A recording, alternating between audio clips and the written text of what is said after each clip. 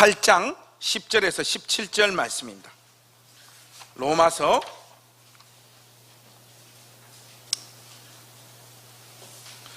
8장 10절에서 보겠습니다. 제가 한 절 읽고 여러분들이 한 절 읽고 우리 17절까지 교독하겠습니다. 제가 먼저 10절 읽겠습니다. 또 그리스도께서 너희 안에 계시면 몸은 죄로 말미암아 죽은 것이나 영은 의로 말미암아 살아있는 것이니라.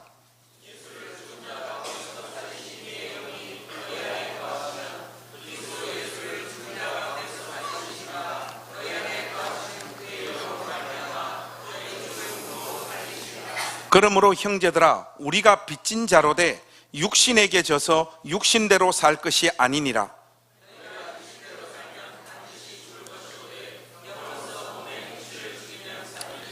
무릇 하나님의 영으로 인도함을 받는 사람은 곧 하나님의 아들이라.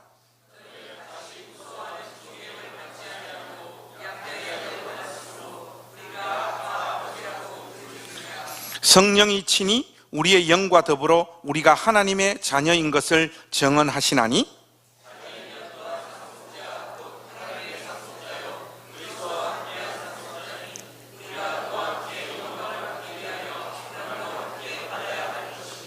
아멘. 설교해 주실 우리 교수님 소개해 드리겠습니다. 제가 가장 사랑하고 좋아하고, 그러나 그 마음에 있는 그 마음은 교수님께 표현하지 못했던 교수님입니다. 원래 목회를 하고 교회가 좀 성장하고 이러면 스승님들을 이렇게 모시고 싶어 한대요. 근데 그 마음이 어떤 마음인지 제가 잘 알 것 같습니다. 저의 신학적인 기초와 줄기를 다 형성시켜 주신 백석대학교 신학대학원의 조직신학을 가르치는 우리 유태화 교수님, 오늘 강단에서 이 노마스 말씀 가지고 우리에게 하나님 말씀 전해 주시겠습니다. 우리 나오실 때 환영하는 의미로 우리 박수로 환영하겠습니다.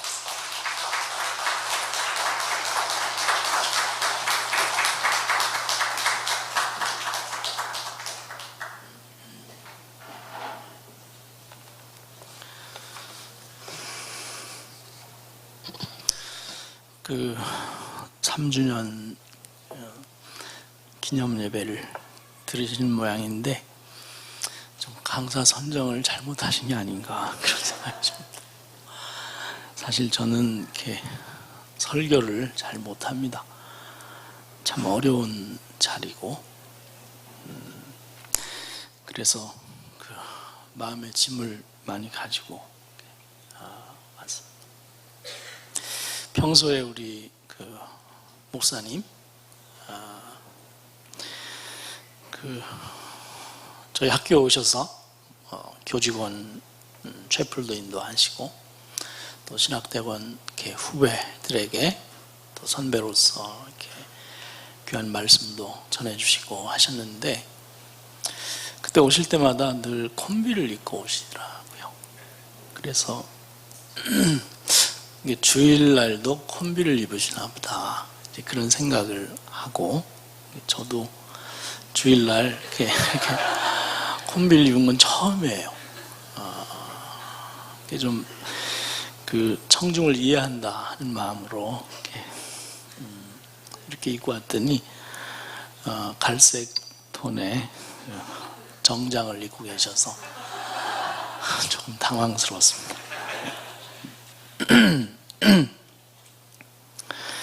제가 설교 준비를 잘 했는지 모르겠습니다. 오늘 성만찬을 하시는 것 같은데, 미리 알았으면 이렇게 성만찬에 맞는 말씀을 준비하실 텐데 죄송합니다. 이 대한민국 교회가 참 어려운 시기를 살아가고 있지요. 한국 교회가 130여 년 이렇게 한국 사회와 관련을 맺으면서 참 중요한 일을 많이 수행해 왔습니다. 이 성경을 보급하면서 문맹을 깨우치고 성경에 해방하는 힘을 배우면서 이 조국 해방과 근대화의 선두에 섰었습니다. 지식인을 배출하고 한국 사회 주도적 의사결정을 하는 일에 상당한 영향력을 행사해 왔습니다. 지금도 크게 다르지 않지요. 2006년도 조사에 따르면 한국 사회 파워 엘리트 31,800명의 종교가 개신교 40.5%, 천주교 22.6%, 성공의 0.3%라고 합니다. 이 파워 엘리트 집단의 63.4%가 기독교인 셈이죠. 실로 눈부신 통계입니다. 정치, 경제, 사회, 문화, 교육을 망라하는 이 지도적 인사 10명 가운데 6명 이상이 그리스도인이라 하는 말이기 때문입니다. 그간 한국교회가 깨인 안목으로 한국 사회의 선도적인 주자로서 상당히 영광스러운 일을 해온 것이 사실입니다. 그런데 현실은 어떻습니까? 이 한국 교회가 왜 이렇게 모진 비난을 받고 있는 것일까요? 왜 개독교인이라고 부르는 사람들이 점점 더 많아지는 것입니까? 물론 여기에는 몇몇 상징적인 교회들이 보인 부정적인 영향이 클 것입니다. 모 교회 목회자의 성범죄, 모 교회 목회자의 사적인 재정 유용, 모 교회 목회자의 불법한 자녀 세습, 모 교회 목회자의 도에 지나친 사치와 향락 등등의 사건들이 이 공중파를 통해서 전국적으로 중계되는 일로 인해서 교회 이미지가 상당히 손상되었고 그 여파로 교회에 대한 반감이 상승했을 것입니다. 교회가 세상을 신방해야 할 터인데 MBC 혹은 공중파에서 카메라를 들고 교회로 신방을 나오는 이런 이렇게 전복된 삶을 우리가 경험하고 있죠. 틀림없이 그런 측면들이 없지 않습니다. 이런 문제들에 대해서 교회는 자성의 목소리를 내고 솔선하여 회개하는 것이 옳은 일이지요. 마땅히 그래야 될 것입니다. 이런 모습을 보면 교회의 외적인 위상에도 불구하고 오늘 한국교회의 모습이 그렇게 썩 영광스럽지만은 않다 하는 생각을 지우기가 어렵습니다. 하지만 한국교회 문제는 비단 지도자만의 문제는 아닐 수 있습니다. 어쩌면 교회를 구성하는 회중의 문제일 수도 있을 것입니다. 오늘날 한국교회 회중의 실체는 무엇일까요? 지금 이 시간 11시를 기점으로 전국적으로 드려지는 그 예배 회중으로 앉아있는 사람들은 무슨 생각으로 예배당에 앉아있을까요? 무엇을 보려고 교회에 나왔을까요? 아름다운 옷을 이렇게 보여주기 위해서이겠습니까? 자신의 명성으로 영광을 이렇게 맛보기 위해서일까요? 권력에 취해서 자신의 잘남을 이렇게 과시하고 인정받기 위해서이겠습니까? 그들은 무엇을 욕망하고 있는 것일까요? 은혜를 구하고 있는 것일까요? 아마도 그럴 수도 있을 것 같습니다. 그러면 그들은 도대체 어떤 은혜를 구하고 있는 것일까요? 유럽의 교회는 주일 예배를 열 때마다 우리의 도움은 천지를 지으신 하나님의 이름에 있습니다 라는 시편의 말씀을 선포합니다. 우리는 도움이 필요하고 은혜가 필요한 사람들이지요. 맞습니다. 우리는 은혜가 필요합니다. 문제는 어떤 은혜를 구하고 있는가 하는 것입니다. 저는 이런 교회도 보았습니다. 이름난 교회에 다니던 성도 몇 가정이 작은 예배 공동체를 이루었어요. 담임 목사님도 모셨습니다. 겉으로 보면 공동체성을 지향하면서 대형 교회 폐해를 극복하려고 하는 대한교회처럼 보입니다.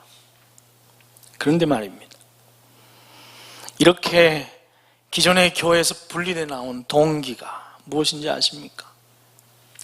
기존에 출석하던 교회 동기들 가운데 유력한 인사들이 장로로 세움을 얻었는데요, 자신은 함께 올라가지 못한 것입니다. 곰곰이 생각해 보니까 앞으로도 가능성이 없는 거예요. 그래서 한편 섭섭하기도 하고 다른 한편 장로가 되고 싶기도 하고, 그렇게 영적인 성취를 교회 안에서 맛보고 싶었던 것이지요. 그래서 갈라져 나온 거예요. 이게 진심인 것입니다. 심지어는 교회가 성장해야지 하는 그런 마음도 없어요. 그저 자기들만의 쉼터이고 놀이터이고 자신의 존재를 드러내는 한 장일 뿐입니다. 도대체 무엇을 욕망하는 것입니까? 어떤 은혜를 구하고 있느냐 하는 것입니다. 한국교회가 갖고 있는 이런 표면적인 열심을 넘어서 우리가 꼭 한번 물어보아야 할 본질적인 질문인 것이죠. 이것이 한국교회, 아니 한국인이 갖고 있는 아주 뿌리 깊은 기저의식인 것 같습니다. 한국인은 지고는 못 삽니다. 좌우의 갈등, 남북의 갈등, 남녀의 갈등, 부자와 가난한 자의 갈등, 젊은이와 기성세대의 갈등, 스카이와 비스카이의 갈등과 같은 프레임을 만들어 놓고 그 안에서 지독하리 많지 패권을 다툽니다. 이 지지 않으려고 하는 이런 DNA는 아주 어렸을 때부터 이 기저의식 내로 주입이 돼요. 자스가 등신같이 맞고 다니지 마라, 까짓것 패라, 아빠가 뒷감당할 거구만 하는 말들과 함께 아이들이 성장하고 있습니다. 어떤 경우에서도 져서는 안 되는 것이죠. 이겨야만 하는 것입니다. 이런 DNA가 영적인 것에까지 혹시 영향을 미치지는 않을까요? 한국교회 성장이라고 하는 이 화려한 영상 뒷면에 교회 간 무한 경쟁이라는 어두운 그림자가 드리워져 있지는 않습니까? 이 개교의 성장이라고 하는 정신이 교회 간 경쟁을 혹시 부추기지는 않았는지요? 버스를 운행하고 다른 교회 문 앞에까지 가서 교인을 실어 나르지는 않았습니까? 그렇게 한국교회는 지역성을 떠난 교회로 거듭나고 마는 것이죠. 실로 놀라운 거듭남입니다. 이런 집안에서 이 어마어마하게 큰 교회들이 나타나고 맹위를 떨치기 시작하는 것입니다. 자신들의 교세를 몰아서 지역교회 안으로까지 파고 들어와 자신들의 카르텔을 만들기 시작했어요. 소위 교회 브랜드라고 하는 것이 만들어지기 시작한 것입니다. 여의도 순복음교회, 사랑의 교회, 혹은 온누리교회라고 하는 브랜드가 창출되어진 것입니다. 이 자금력을 기반으로 인력을 확보하고 자신들만의 고유한 문화를 한국교회 전반에 흘려보내기 시작했어요. 교회 권력화와 획일화가 진행된 것입니다. 교회 안에도 줄 세우기 혹은 줄 서기가 시작된 것이죠. 성적순으로 교회가 정렬되기 시작한 것입니다. 재물과 권력과 명예가 오롯이 교회 몫인 것인 양 인식되기 시작하는 거예요. 어느 날 사람들은 교회를 보면서 불현듯 알아차립니다. 교회말로 신종 재벌이구나.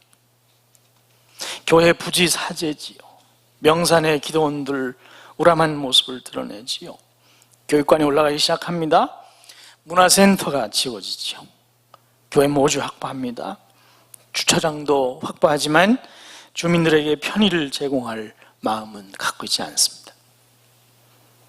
교회가 외형적인 영광을 감추면 갖추면 갖추는 것만큼 파워 엘리트 그룹 내 기독교인이 많아지면 많아지는 것만큼 하나둘씩 교회가 불편해지기 시작하는 것이에요.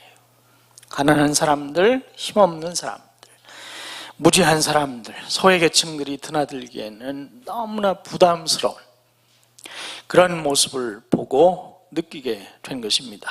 교회가 더 이상 따뜻한 이웃처럼 느껴지지 않는 거예요. 교회에 나들기 위해서는 뭔가 좀 차려입어야만 할 것 같은 부담이 생겨납니다. 작은 교회는 좀 낫습니까? 아니요. 이들도 이미 성장의 DNA에 포획되어서 자유롭지가 않아요. 내노라 하는 교회가 간 그 길을 걷고 싶은 욕망이 꿈틀거리고 있는 것입니다. 내려놓기가 쉽지 않은 거예요. 어찌하든지 공간을 확보하고 싶고요. 어찌하든지 땅을 구입하고 건물을 올리고 싶은 것입니다. 좋지요. 공간이 있으면 이렇게 좋은 형편이 되어서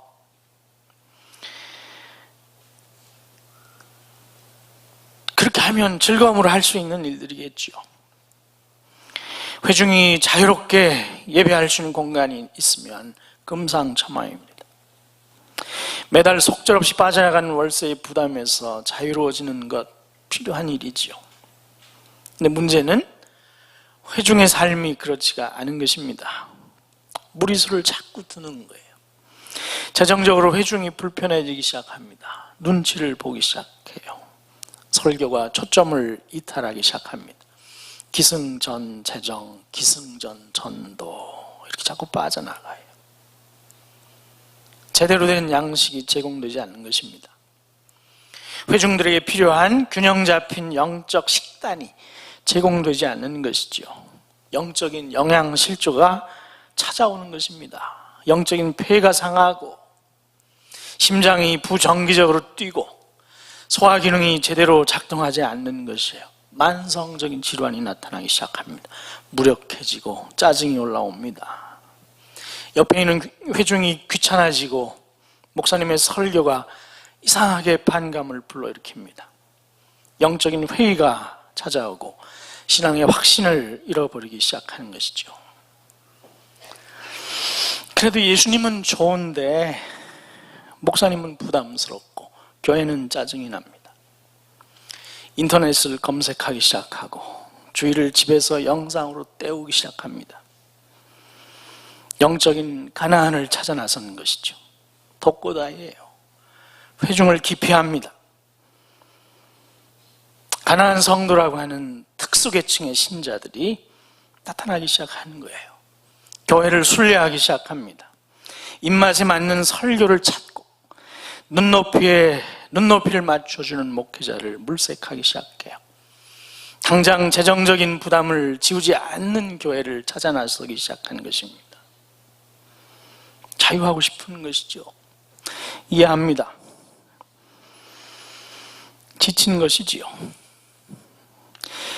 자유하고 싶은데 찾을 수가 없는 것입니다.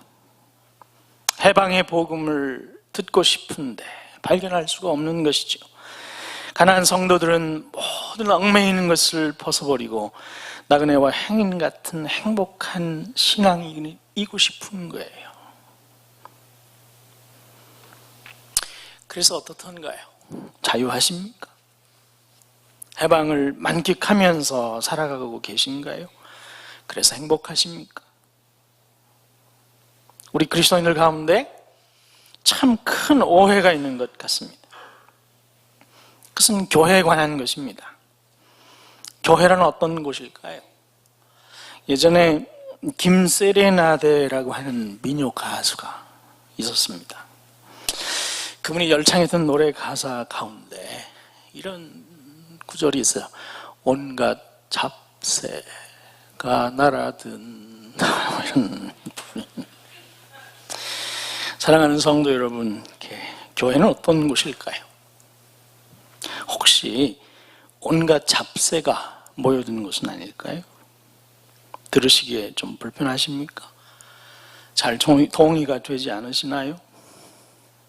사실 곰곰이 생각해 보면 교회는 말이야, 나와 같은 사람이 여럿 모여 있는 곳입니다. 여러분, 마음을 잘 가라앉히고 스스로를 한번 잘 살펴보십시오. 정상입니까? 비정상입니까? 아니면 정상과 비정상을 시절을 따라오고 하십니까? 개인적으로 저는 정상이 아니에요. 어느 정도로 비정상이면 이렇게 비정상적이냐면 나도 가끔씩 내가 누군지 잘 모르겠어요.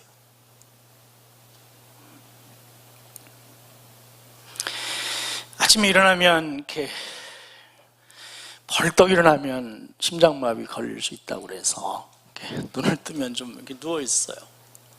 오늘도 눈을 뜬 것이 감사해요. 여러분, 잠자리에 들 자유는 있습니다만은 일어날 자유가 우리에게는 없습니다. 특히 40대 중반 지나가신 분들, 잠자리 위험한 거예요. 근데 눈을 떴어요. 얼마나 고마운지 몰라요. 감사합니다.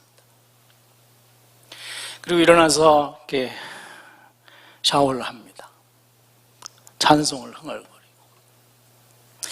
제 아내는 이렇게 샤워 끝나고 나오면 일반적으로 아주 간단한 밥상을 신혼 첫날부터 지금까지 포기하지 않는 음식이 있어요. 된장찌개. 그걸 제가 처음에 실수해서 맛있다고 지금도 올라오는데, 어떤 날은 샤워 마치고 이렇게 나와서 식탁을 봤는데 아무것도 없을 때가 있어요. 찬양을 흥얼거리다 나와서 식탁을 보니까 비어 있어. 이런 젠장 속에서 된장이 올라오지 않은 모습을 보고 이렇게 어휘가 바뀌어요. 이런 젠장. 그리고는 이렇게 따지면 미래가 행복해질 수 없으니까 아무 소리 하지 않아요. 주면 먹고 주지 않으면 안 먹습니다. 냉장고에서 이것저것 챙겨가지고 이렇게 자동차 이렇게 문을 열고, 이렇게 이 백미러에 우리 룸미러에 우리 딸 둘이 이렇게 수학여행 갔다 오다 사준 십자가가 2개 걸려 있는데 그걸 잠깐 묵상을 해요.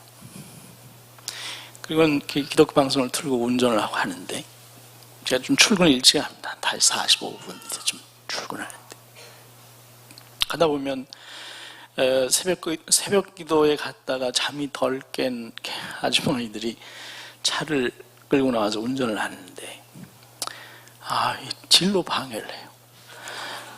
이 운전도 흐름을 타야 되는데 이 흐름을 자꾸 막아요. 짜증이 올라와. 어떤 날은 창문을 내리고 막 지랄을 떨고는 다시 이렇게 창문을 올리고 다시 찬송가를 틀고, 나도 내가 누군지 잘 모르겠어요. 이런 비정상적인 사람이, 이런 비정상적인 개인이 말이죠, 때로 모이면 모일수록 어떻게 되겠습니까? 상황이 좋아지겠습니까? 악화되겠습니까? 여러분, 교회는 정상일까요? 비정상일까요? 디트리 보니퍼는 그가 쓴 신도의 공동생활이라는 책에서 이런 말로 교회를 설명합니다. 하나님께서 우리를 진정한 그리스도의 교제를 아는 데 이르도록 인도하시길 원하시는 것이 확실한 만큼, 우리가 다른 사람들, 일반적으로는 그리스도인들, 그리고 운이 좋다면 우리 자신에 대하여 큰 환멸감에 압도되어야만 한다는 것도 확실하다. 하나님께서는 완전한 은혜로 잠깐이라도 우리가 몽상의 세계에 살도록 허용하지 않으실 것이다.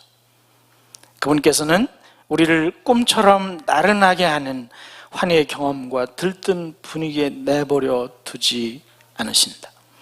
하나님께서는 감상의 하나님이 아니라 진리의 하나님이시다. 공동체의 모든 불쾌함과 추함, 더불어 이러한 환멸감에 직면하는 공동체만이 하나님 앞에서 마땅히 되어야 할 모습이 되고, 믿음으로 그들에게 주어진 약속을 붙잡기 시작한다. 이러한 환멸감의 충격이 개인과 공동체에 빨리 올수록 둘 다를 위해서 더 좋다. 이러한 위기를 견뎌내어 살아남지 못하고 분쇄되어야만 할 환상을 지속하려고 고집하는 공동체는 그 순간에 그리스도인 공동체에 주어진 약속을 영원히 상실하게 된다. 그 공동체는 곧 붕괴할 것이다. 그리스도인 공동체 안으로 주입되는 모든 인간적인 꿈은 진정한 공동체의 방해가 되며, 진정한 공동체로 살아남으려면 이러한 인간적인 꿈들을 떨쳐버려야 한다. 그리스도인 공동체 이상의 공동체에 대한 꿈을 사랑하는 사람은 그의 개인적인 의도가 아무리 정직하고 진지하고 심지어 신성할 것일지라도 그리스도의 공동체는 방해가 되고 그는 그리스도인 공동체를 파괴하는 사람이 될 것이다. 이것은 교회를 보면서 디트리 보니퍼가 쏟아내는 피 맺힌 절규예요. 사랑하는 성도 여러분, 교회는 어떤 공동체여야 할까요? 무엇을 지향하는 곳이어야 하겠습니까? 어떤 경험이 있어야 하는 곳이겠어요? 이 브랜드를 창출하는 비전을 가지고 모인 공동체일까요? 속절없이 회중의 규모를 키우고 하는 그런 교회이겠습니까? 넓은 땅을 사고 멋진 건물을 세워 올리는 것이 교회가 지향해야 할 목적이 되겠습니까? 본질이 무엇일까요? 그리스도 안에서 자신을 우리에게 보여주신 진리이신 하나님께서 임재하시는 곳이 되어야 합니다. 하나님의 성전인 이 회중들 한가운데서 편팔로 우리를 맞아주시는 하나님의 품을 경험하는 곳이어야 하겠죠. 집 나간 자식, 배은망덕한 탕자를 하나님께서 자신의 편팔로 안아주시는 경험이 일어나야 하는 곳일 것입니다.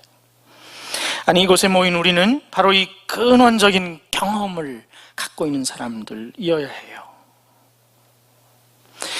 우린 이 경험을 통해서 자기 자신을 반추할 수 있는 사람들이어야 합니다. 용서받은 경험 말이죠. 받아들여진 경험 말입니다. 하나님께 수용된 경험 말이에요. 내 눈을 이렇게 넌지시 바라보시면서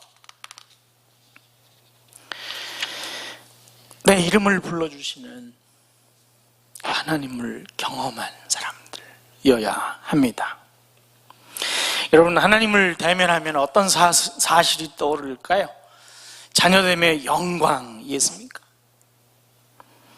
여러분, 조금 더 깊이 생각을 해보시기 바랍니다. 무엇을 볼 수 있습니까? 자신의 누추함이 아니겠습니까? 우리 하나님 앞에 설 때, 하나님의 얼굴을 대할 때 우리 앞에 맨 처음 떠오르는 모습, 그것이 우리 연약함 아니겠습니까? 자신의 버려진 모습이 아니겠습니까? 자신의 명예, 권력, 재물의 껍질, 그 안쪽에 웅크리고 있는 자신의 나약한 모습이 아니겠습니까? 성공한 모습이 아닙니다. 힘 있는 모습이 아니에요. 호령하는 모습이 아닌 것입니다. 오히려 자신의 연약함과 죄인됨과 하나님과의 원수됨을 더 깊이 보는 것이죠. 이 경험을 갖는 것, 더 나아가서 이 경험을 가지고 자기 자신의 삶을 해석하고 받아들이는 것,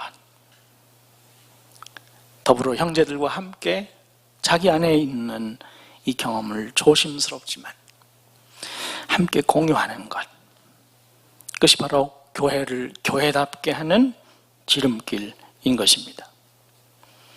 그리스도의 몸된 교회 안에는 온전한 존재가 딱 한 분밖에 없어요. 그렇죠? 그분이 누구일까요? 그리스도 예수이십니다. 그분 외에는 온전한 사람이 한 사람도 없어요. 그것이 침례교나 장로교가 함께 공유하는 굉장히 중요한 진리예요. 우리는 우리 호흡이 닿는 날까지 단 한순간도 온전한 사람으로 서지 못하는 사람들이에요.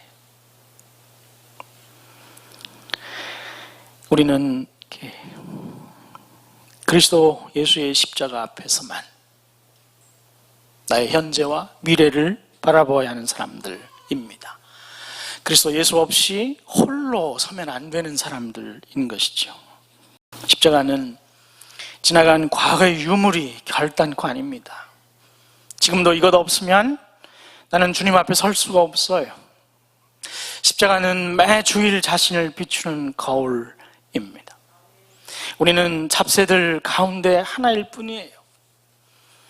실제로는 어떻습니까? 교회 안에서 많은 사람들이 자기 자신이 가장 온전한 사람이라고 생각하지 않습니까? 신세대, 많은 신세대들은 기성세대를 지목하면서 우리가 대안이라고 생각하진 않으신가요? 신세대 성도 여러분, 정말 여러분이 대안이십니까? 아니에요. 그저 우리는 서로에게 민낯을 까면 깔수록 환멸감을 불러일으킬 뿐입니다. 보네포는 그 환멸감을 차라리 빨리 받아들이라고 다급하게 권면합니다. 서로가 서로에게서 느끼는 그 환멸감을 빨리 받아들일수록 교회는 더욱 교회다워질 수 있는 거예요. 이런 모습을 직면하지 않는 교회는 오히려 빨리 그 실체를 잃어버리고 사라지게 될 것이라고 안타까운 마음으로 경고하는 것입니다. 이런 희망을 찾는 자가 궁극적으로 이 그리스도 예수의 공동체를 파괴하는 사람이 될 것이다 라는 이 보네포의 묵상을 우리가 마음 깊은 곳에서 묵상하고 또 묵상하고 또 묵상해 보아야 합니다. 여러분 자신의 실존을 그리스도 예수 안에서 매주일 새롭게 찾으시길 바랍니다. 용서하시는 그리스도 예수의 실존에서 자신을 새롭게 발견해야만 해요. 맞습니다. 저와 여러분은 매주일 새롭게 용서받아야 할 죄인들입니다. 이것을 인정하는 바로 그 사람의 내면에 하나님께 수용된 삶의 싹이 움트기 시작합니다. 부족한 내가 하나님의 아들, 딸로 입양이 되었다는 사실이 알려지기 때문이에요. 오늘 본문에서 읽은 것처럼 아들의 영이 내 안에 들어오셔서 내 영에게 말을 걸기 시작하기 때문입니다. 성령께서 내 영혼을 외면하지 않으시고 품으시면서 따뜻한 하나님의 러브 스토리를 우리에게 들려주시기 때문이에요. 자신의 독생자를 심판의 자리에 내어놓으신 아버지 하나님의 그 극진하신 사랑,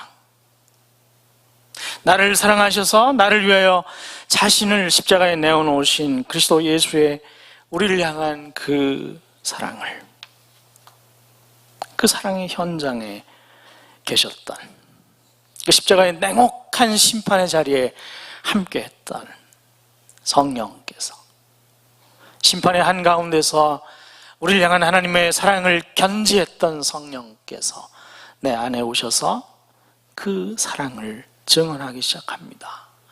내 영혼을 움직이십니다. 루디아의 마음을 움직였던 것처럼 그렇게 또한 내 영혼을 움직여 주시는 거예요. 그리고 이제 나직이 입술을 이렇게 움직이기 시작합니다. 그리고 이렇게 고백해요. 아빠, 아빠, 아빠, 아버지. 고백할 수 있는 담력이 생겨납니다. 이게 맨정신으로 할 수 없는 고백이지 않습니까? 자신의 누추한 삶을 직시하면 감히 할 수 없는 말이지 않겠습니까? 그 어미로운 하나님, 그 영광스러운 분, 그 거룩하신 이를 향해서 아빠 부를 수 있는 용기, 아버지 이렇게 외칠 수 있는 용기, 그 맨정신으로 할 수 없는 거예요. 잡새들이 할 수 있는 말이 아닙니다. 누추하고 욕되고 거짓되고 음습한 자기 자신 안에서는 말할 수 없는 말이지. 성령이 그리스도 예수 안에서만 이끌어낼 수 있는 우리 생애 가운데 가장 행복한 고백입니다. 아빠, 아버지. 이것이 자녀됨의 영광인 것입니다. 성도 여러분, 여러분이 바로 이 영광의 자리에 있습니다.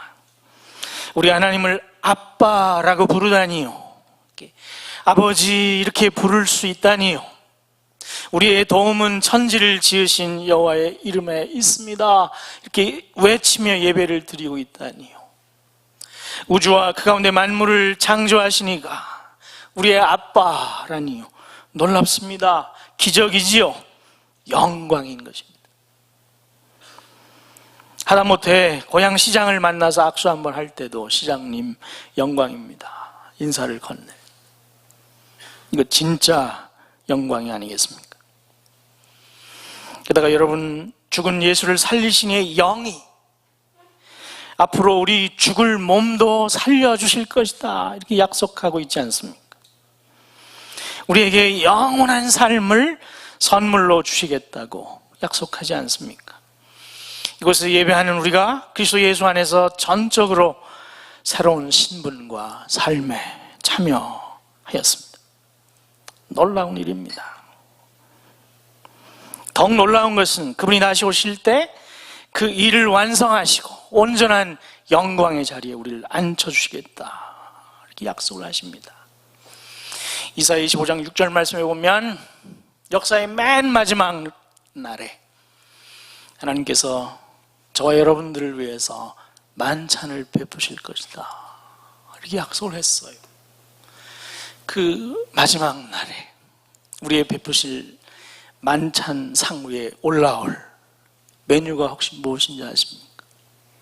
기름진 고기와 맑고 오래된 포도주로 너에게 연회를 베푸시고,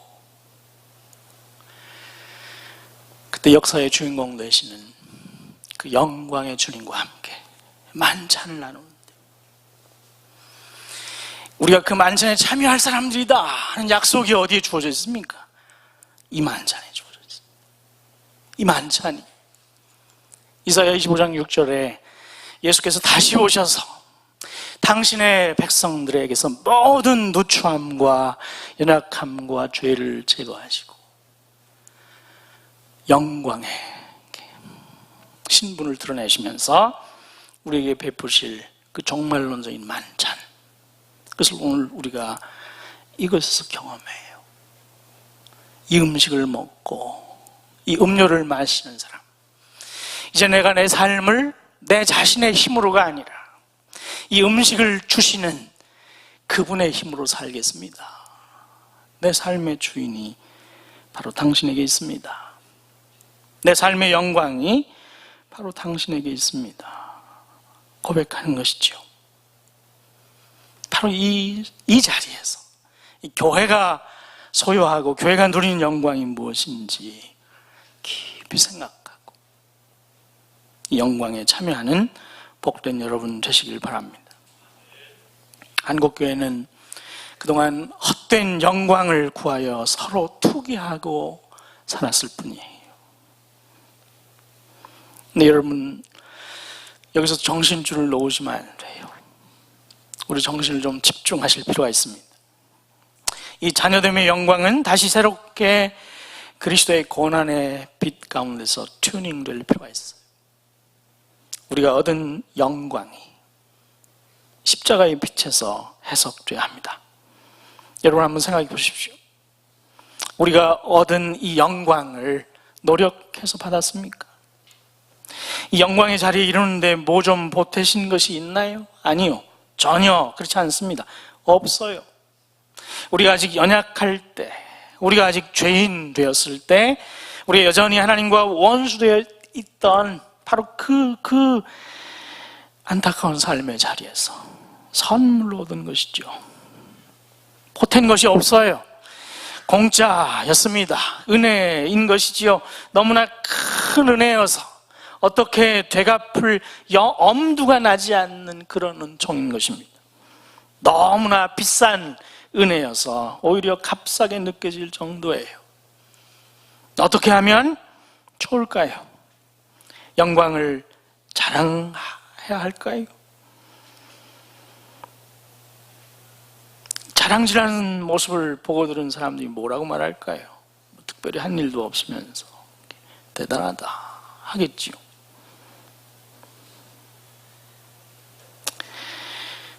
오늘 우리의 삶의 모습이, 혹여 한국교회 그리스도인의 삶의 모습이 하나님께서 우리에게 선물로 준 그 영광을 마치 자기 것인 양 제 몫으로 삼아서 자랑하고 있는 것은 아닌지 깊이 생각해 보아야 합니다. 이 영광을 가로채서 자신의 공로인 양 떠벌리는 일은 정말로 해서는 안 되는 일인 것이죠. 근데 생각보다 교회 안에 이런 부의 사람들이 많습니다. 조용히 있지 않아서 더 불편하고 더 힘들어요. 이 너무나 값비싼 은혜인 것을 깨달을 때 우리는 뭐 해야 할까요? 뭐라고 말해야 되겠습니까?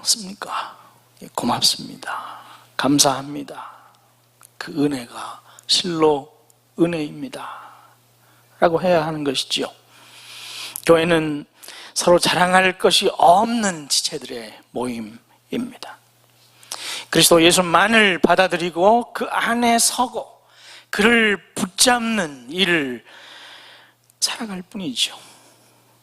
서로에게 자기를 증명하는 자로 서는 것이 아니라 서로 그 은혜를 묵상하면서 서로 격려하면서 우리 함께 이 영광의 끝자락에 참여하십시다. 독려하는 사람들로 서 있을 뿐입니다. 그 길을 걸어가는 과정에 좀 어설프고 낯설고 어울리지 않고 가끔씩은 부끄러울 뿐만 아니라 함께 서 있는 것조차도 싫고 그런 마음이 들어도, 그런 사람이 혹 옆에 있더라도 함께 격려하면서 그의 부끄러움, 그의 실수, 그의 아픔, 그의 상처, 그것을 함께 걸머쥐고 가는 거예요. 서로 용서하고 서로 용납하면서 그 부끄러움을 견뎌주는 그런 이웃으로 서 있어야 합니다. 이것이 교회의 영광을 보존하는 길이에요. 교회 영광은 만천하에 백일하에 드러나는 방식으로 우리에게 주어져 있지 않아요. 은혜 받은 자로서 용서하며 용납하는 삶을 받아들이는 바로 그곳에 교회 영광이 있어요. 교회 안에 일어나고 있는 일, 그것들을 해결하기 위해서 세상 법정으로 가져가는 게 아니에요. 교회는 그것을 함께 견딤으로 그 영광을 보존하는 것입니다. 아주 역설적이게도 진정한 용서와 이 진정한 용납이 있는 곳에는 진정한 회개가 살아난다는 사실이